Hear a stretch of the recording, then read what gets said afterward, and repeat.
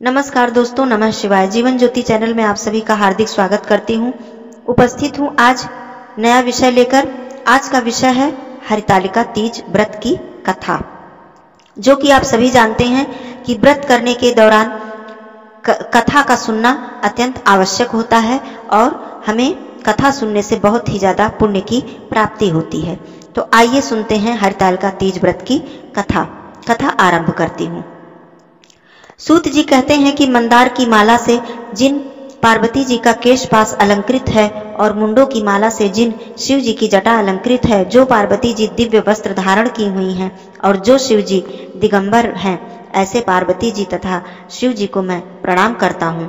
रमणी कैलाश पर्वत के शिखर पर बैठी हुई श्री पार्वती जी कहती हैं, हे महेश्वर, हमें कोई गुप्त व्रत या पूजन बताइए जो सब धर्मों से सरल हो, जिसमें परिश्रम भी कम करना पड़े लेकिन फल अधिक मिले।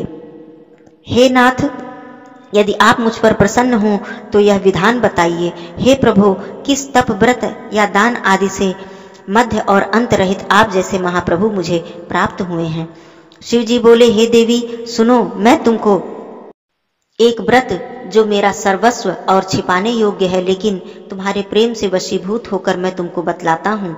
शिव जी ने कहा, भारतवर्ष में जैसे नक्षत्रों में चंद्रमा, ग्रहों में सूर्य, वर्णों में ब्राह्मण, देवताओं में विष्णु भगवान और नदियों में गंगा, पुराणों में महाभारत, वेदों में सामवेद और इंद्रियों में मन श्रेष्ठ है, सब पुराणों और वेदों का सर्वस्व जिस तरह कहा गया है, मैं तुम्हें एक प्राचीन व्रत बतलाता हूँ।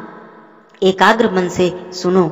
जिस व्रत के प्रभाव से तुमने मेरा आधा आसन प्राप्त किया है वह मैं तुमको बतलाऊंगा, क्योंकि तुम मेरी प्रेयसी हो। भाद्रपद मास में हस्त नक्षत्र के से युक्त शुक्ल पक्ष की तृतीया तिथि को उसका अनुष्ठान मात्र करने से स्त्रियां सब पापों से मुक्त हो जाती हैं। हे देवी, तुमने आज से बहुत दिनों पहले हिमालय पर्वत पर इस व्रत को किया था, यह वृत्तांत मैं तुमसे कहूंगा।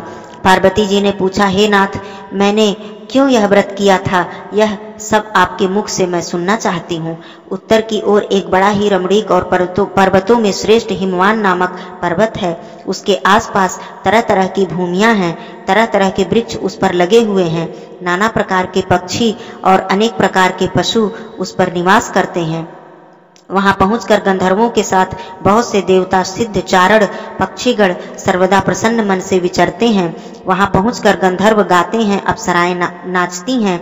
उस पर्वतराज के कितने ही ऐसे शिखर हैं जिनमें स्फटिक, रत्न और वैदूर्य मणि आदि की खानें भरी हुई हैं। यह पर्वत ऊंचा तो इतना अधिक है कि मित्र के घर की तरह समझकर आकाश का स्पर्श किए हुए रहता है। उसके समस्त शिखर सदैव हिम से आच्छादित रहते हैं और गंगा जल की ध्वनि सदा सुनाई देती रहती है। हे पार्वती, तुमने बाल्यकाल में उसी पर्वत पर घोर तपस्या की थी। 12 वर्षों तक तुम उल्टी लटक कर केवल धुआं पीकर रही, 64 वर्षों तक सूखे पत्ते खाकर रही। माघ मास में तुम जल में बैठी रहती थी और वैशाख की दोपहरिया में पंचाग्नि में तपती रहती थी। श्रावण महीने में जल बरसता था तो तुम भूखी प्यासी रहकर मैदान में बैठी रहती थी। तुम्हारे पिता इस तरह के कष्ट को देखकर बड़े दुखी हुए। वे चिंता में पड़ गए कि मैं अपनी कन्या को किसको दूं। उसी समय नारद जी वहां पर आ पहुंचे। मुनिश्रेष्ठ नारद जी उस समय तुम्हें देखने गए थे। नारद जी को देखकर गिरि ने अर्घ्य, पाद्य, आसन आदि देकर उनकी पूजा की और कहा, हे स्वामी, आप किस लिए आए हैं? मेरा अहोभाग्य है, आपका आगमन मेरे लिए अच्छा है। नारद जी ने कहा कि हे पर्वतराज सुनो, मैं भगवान विष्णु का भेजा हुआ आपके पास आया हूँ। आपको चाहिए कि यह योग्य कन्या रत्न किसी योग्य वर को ही दे। भगवान विष्णु के समान योग्य वर ब्रह्मा, इंद्र और शिव इनमें से कोई नहीं है। इसलिए मैं यही कहूंगा कि आप अपनी कन्या भगवान विष्णु को ही देवें। हिमवान ने कहा, भगवान विष्णु स्वयं मेरी कन्या ले रहे हैं और आप यह संदेश लेकर आए हैं तो मैं उन्हें अपनी कन्या दूंगा। हिमवान की इतनी बात सुनकर मुनिराज नारद आकाश में विलीन हो गए। वे पीतांबर, शंख, चक्र और गदाधारी भगवान विष्णु के पास पहुंचे। वहां हाथ जोड़कर नारद जी ने भगवान विष्णु से कहा, हे देवी, हे देव, सुनिए, मैंने आपका विवाह पक्का करा दिया है। उधर हिमवान ने पार्वती के पास जाकर कहा कि हे पुत्री, मैंने तुम्हें भगवान विष्णु को दे डाला है। तब पिता की बात सुनकर तुम बिना उत्तर दिए ही अपनी सखी के घर चली गई। वहीं जमीन पर पड़कर तुम बड़ी दुखी होती हुई विलाप करने लगी। तुमको इस प्रकार विलाप करती हुई देखकर सखी बोली, तुम क्यों इतनी दुखी हो, इसका कारण बताओ। तुम्हारी जो कुछ भी इच्छा होगी मैं यथाशक्ति उसको पूरा करने की चेष्टा करूंगी, इसमें कोई भी संशय नहीं है। पार्वती बोली, मेरी जो कुछ भी अभिलाषा है उसे तुम प्रेम पूर्वक सुनो। मैं एकमात्र शिव जी को अपना पति बनाना चाहती हूँ, इसमें कुछ भी संशय नहीं है। मेरे इस विचार को पिताजी ने ठुकरा दिया है, इससे मैं अपने शरीर को त्याग दूंगी। पार्वती जी की इस बात को सुनकर सखियों ने कहा कि शरीर का त्याग न करो, चलो किसी ऐसे वन को चले जहाँ पिता को पता न लगे। ऐसी सलाह कर तुम वन में जा पहुंची। उधर तुम्हारे पिता घर घर तुम्हें खोजने लगे, दूतों द्वारा भी खबर लेने लगे कि कौन देवता या किन्नर मेरी पुत्री को हर ले गया है। उन्होंने मन ही मन कहा, मैं नारद जी के आगे प्रतिज्ञा कर चुका हूँ कि अपनी पुत्री भगवान विष्णु को दूंगा। ऐसा सोचते सोचते हिमवान मूर्छित हो गए। गिरिराज को मूर्छित देखकर सब लोग हाहाकार करते दौड़ पड़े। जब होश हुआ तो सब पूछने लगे कि गिरिराज, आपकी मूर्छा का कारण बताइए। हिमवान ने कहा, आप लोग मेरे दुख का कारण सुने, न मालूम कौन मेरी कन्या को हर ले गया है। ऐसा नहीं हुआ होता तो उसे काले सांप ने काट लिया या सिंह खा गए होंगे। हाय हाय, मेरी पुत्री कहाँ गई? किसी दुष्ट ने मेरी पुत्री को मार डाला। ऐसा कह के वे वायु के झोंके से कांपते हुए वृक्ष के समान कांपने लगे। इसके बाद हिमवान तुम्हें वन वन खोजने लगे। वह वन भी सिंह, भालू, हिंसक जंतुओं से बड़ा भयानक हो रहा था। तुम भी अपनी सखियों के साथ उस भयानक वन में चलती चलती एक ऐसी जगह पर जा पहुंची जहां एक बड़ी सी नदी बह रही थी। उसके रमणीय तट पर एक बड़ी सी कंदरा थी। तुमने उसी कंदरा में आश्रम बना लिया और मेरी एक बालुकामयी प्रतिमा बनाकर अपनी सखियों के साथ निराहार रहकर मेरी आराधना करने लगी। जब भाद्रपद शुक्ल पक्ष की हस्त युक्त तृतीया तिथि प्राप्त हुई तब तुमने मेरा विधिवत पूजन किया और रात भर जागकर गीत वाद्यादि से मुझे प्रसन्न करने में बिताया। उधर उस व्रतराज के प्रभाव से मेरा आसन डगमगा उठा, जिससे मैं तत्काल उस स्थान पर जा पहुंचा जहां पर तुम अपनी सखियों के साथ रहती थी। वहां पहुंचकर मैंने तुमसे कहा कि मैं तुम पर प्रसन्न हूँ, बोलो क्या चाहती हो। तुमने कहा कि मेरे देवता, यदि आप मुझ पर प्रसन्न हैं तो मेरे पति बने। मेरे तथास्तु कहकर कैलाश पर्वत पर वापस आने पर तुमने वह प्रतिमा नदी में प्रवाहित कर दी और सखियों के साथ उस महाव्रत का पारण किया। हिमवान भी तब तक उस वन में तुम्हें खोजते हुए आ पहुंचे।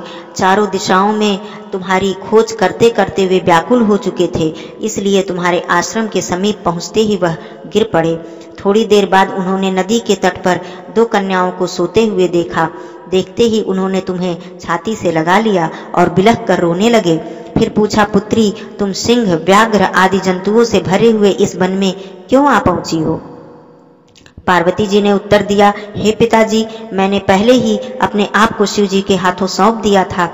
आपने मेरी बात टाल दी, इससे मैं यहाँ चली आई। हिमवान ने सांत्वना दी कि हे पुत्री, मैं तुम्हारी इच्छा के विरुद्ध कुछ भी न करूँगा। वे तुम्हें अपने साथ घर ले आए और मेरे साथ तुम्हारा विवाह करा दिए। इसी से तुमने मेरा अर्धासन पाया है। तब से आज तक किसी के सामने मुझे यह व्रत प्रकट करने का अवसर नहीं प्राप्त हुआ था। हे देवी, मैं यह बतलाता हूँ कि इस व्रत का हरितालिका नाम क्यों पड़ा। तुमको सखियां हर के ले गई थीं, इसीलिए इस व्रत का नाम हरितालिका पड़ा। पार्वती जी ने कहा, हे प्रभु, आपने नाम तो बता दिया, अब इसकी विधि भी बताइए। इसका क्या पुण्य है, क्या फल है और यह व्रत कौन करे? श्री शिव जी ने पार्वती जी से कहा कि हे देवी, मैंने समस्त स्त्री जाति की भलाई के लिए यह उत्तम व्रत बतलाया है। जो स्त्री अपने सौभाग्य की रक्षा करना चाहती हैं तो वह इस व्रत को यत्न पूर्वक करें। केले के खंभे आदि से सुशोभित एक सुंदर मंडप बनाएं और रंग बिरंगे रेशमी कपड़ों से चंदोवा लगाकर चंदन आदि सुगंधित द्रव्यों से वह मंडप लिपवाएं। फिर शंख, भेरी, मृदंग आदि बाजे बजाते हुए बहुत से लोग एकत्रित होकर तरह तरह के मंगलाचार करते हुए उस मंडप में पार्वती जी तथा शिव जी की प्रतिमा स्थापित करें। उस रोज दिन भर उपवास करके बहुत से सुगंधित फूल, सुगंध और मनोहर धूप, नाना प्रकार के नैवेद्य आदि एकत्र करके मेरी पूजा करें और रात भर जागरण करें। ऊपर जो जो वस्तुएं गिनाई गई हैं उनके अतिरिक्त नारियल, सुपारी, जंबीरी, नींबू, लौंग, अनार, नारंगी आदि जो फल प्राप्त हो सके उन्हें इकट्ठा कर लें। उस ऋतु में जो फल तथा फूल मिल सके विशेष रूप से रखें। इसके बाद धूप दीपादि से पूजन करके प्रार्थना करें, हे शिवे, हे शिव रूपिणी, हे मंगले, सब अर्थों को देने वाली हे देवी, हे शिव रूपे आपको नमस्कार है, हे शिव रूपे आपको नमस्कार है, सदा के लिए नमस्कार है, हे ब्रह्म रूपिणी आपको नमस्कार है, हे जगद्धात्री आपको नमस्कार है, हे सिंहवाहिनी संसार के भय से भयभीत मुझ दीन पर रक्षा कीजिए। इस कामना की पूर्ति के लिए मैंने आपकी पूजा की है। हे पार्वती मुझे राज्य और सौभाग्य दीजिए, मुझ पर प्रसन्न होइए। इन्हीं मंत्रों से पार्वती जी तथा शिव जी की पूजा करें। तदंतर विधि पूर्वक कथा सुने और ब्राह्मण को वस्त्र, गौ, सुवर्ण आदि देवें। इस तरह एकत्रित होकर स्त्री पुरुष दोनों एक साथ पूजन करें। फिर वस्त्र आदि जो कुछ भी हो उसका संकल्प करें। हे देवी, जो स्त्री इस प्रकार पूजन करती है वह सब पापों से छूट जाती है और उसे 7 जन्म तक सुख तथा सौभाग्य प्राप्त होता है। जो स्त्री तृतीया तिथि का व्रत न करके अन्न का भक्षण करती है वह 7 जन्म तक बंध्या रहती है और उसको बार बार विधवा होना पड़ता है। वह सदा दरिद्र, पुत्र शोक से शोकाकुल, स्वभाव की झगड़ालू, सदा दुख भोगने वाली होती है और उपवास न करने वाली स्त्री अंत में घोर नरक में जाती है। मांसाहार करने से बाघिन, दही खाने से बिल्ली, मिठाई खाने से चींटी और कुछ खाने से मक्खी होती है। तीज को अन्न खाने से सूकरी, फल खाने से बंदरिया, पानी पीने से जोंक, दूध पीने से सांपिन, उस रोज सोने से अजगरी और पति को धोखा देने से मुर्गी होती है। इसलिए सभी स्त्रियां व्रत अवश्य ही करें। दूसरे दिन सुवर्ण, चांदी, तांबा अथवा बांस के पात्र में अन्न भरकर ब्राह्मण को दान दें और पारण करें। जो स्त्री इस प्रकार व्रत करती है वह मेरे समान पति प्राप्त करती है और जब वह मरने लगती है तो तुम्हारे समान उसका रूप हो जाता है। उसे सब प्रकार के सांसारिक भोग और सायुज्य से मुक्ति मिल जाती है। इस हरतालिका की व्रत कथा मात्र सुन लेने से प्राणी को 1000 अश्वमेध और सैकड़ों वाजपेय यज्ञ करने का फल प्राप्त होता है। हे देवी, मैंने यह सब व्रतों में उत्तम व्रत बतलाया है जिसके करने से प्राणी सब पापों से छूट जाता है। इसमें कुछ भी संशय नहीं है। सर्वमंगल मांगल्ये शिवे सर्वार्थ साधिके शरण्ये त्र्यंबके गौरी नारायणी नमोस्तुते, नारायणी नमोस्तुते। बाबा भोलेनाथ, माँ पार्वती जी, श्री गणेश भगवान को शत नमन करते हुए कथा समाप्त करती हूँ। दोस्तों, आपको यह जानकारी कैसी लगी, यह कथा कैसी लगी, मुझे कमेंट के माध्यम से जरूर बताइएगा। यदि आप मेरे चैनल पे नए हैं तो प्लीज़ मेरे चैनल को जरूर सब्सक्राइब कर लीजिएगा, लाइक और शेयर भी कीजिएगा। और फिर मिलती हूँ अगले वीडियो में एक नए विषय के साथ, नई जानकारी के साथ। तब तक के लिए धन्यवाद दोस्तों। नमः शिवाय।